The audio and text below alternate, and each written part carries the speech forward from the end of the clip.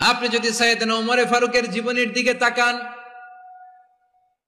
এমন কঠোর, এমন বীর সেনানী ছিলেন। সাইয়েদনা ওমর ফারুক যদি রাস্তার এই মাথা দিয়ে হাঁটা শুরু করতেন, শয়তান ওমর ফারুককে দেখলে ওই রাস্তা রেখে দিয়ে অন্য রাস্তা দিয়ে হাঁটতো। সুবহানাল্লাহ। ওমর ফারুক রাদিয়াল্লাহু তাআলা আনহু কি পার্সোনালিটি ছিল, কি পার্সোনালিটি।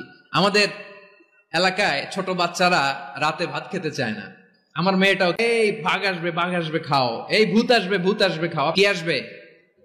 হ্যাঁ, ভূত, ভূত, ভূত আসবে, বাঘ আসবে, খাও খাও খাও, তাড়াতাড়ি খাও। তো বাচ্চারা এগুলো শুনে ভয়ে খেতে শুরু করে। মদিনার জমিনেও একই ঘটনা ঘটতো। মদিনার ছোট্ট ছোট্ট সোনামণিরা খেতে চাইতো না, তো মায়েরা বলতো, হা হুয়া ইয়াতি উমর, হা হুয়া ইয়াতি উমর, ওই যে উমর আসতেছে, উমর। ওমরে ফারুকের কথা শুনলে বাচ্চারা একেবারে ঠান্ডা। সুবহানাল্লাহ পড়বেন না? প্রভু তুমি বলেছ রাসূল দেবে না, বলনি দেবে না ওমর, বলনি দেবে না হামজা তারিক, খালিদ বিজয় সমর।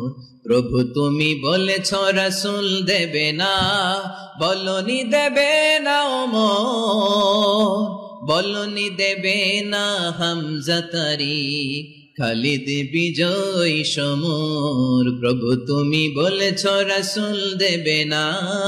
আল্লাহু আকবার। ওমর ফারুক রাদিয়াল্লাহু তাআলা আনহু, ওনার কথা শুনলে গায়ের মধ্যে গুজবাম হয়, গায়ের পশমগুলো দাঁড়িয়ে যায়। সুবহানাল্লাহ বলেন। কি পার্সোনালিটি ছিল, কি ব্যক্তিত্ব ছিল।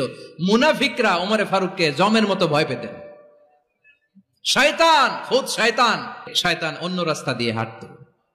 ওমর ফারুক রাদিয়াল্লাহু তাআলা আনহুর জীবনে যদি দেখেন, তাহলে সেখানে আপনি আদালতের, ইনসাফের, সুশাসনের, জাস্টিসের নমুনা দেখতে পাবেন। কয়টা শুনবেন?